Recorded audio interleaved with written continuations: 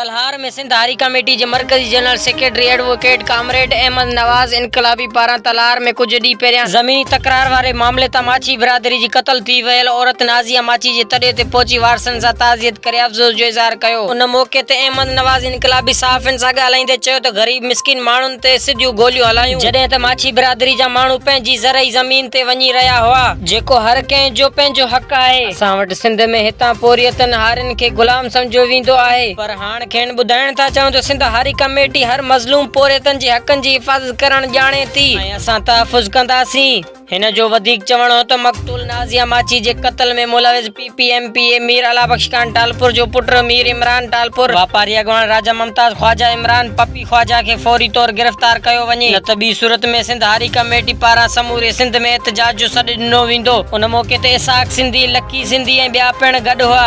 अॼु वरी इहो जेको आहे उहो मुतालबो कयूं था SP साहब जो बि मौक़िफ़ आयो, उन ते बि जेको आहे असांखे शक शुबा आहिनि जेके मुख़्तलिफ़ चैनल्स ते हुनजो मौक़िफ़ असां ॿुधो त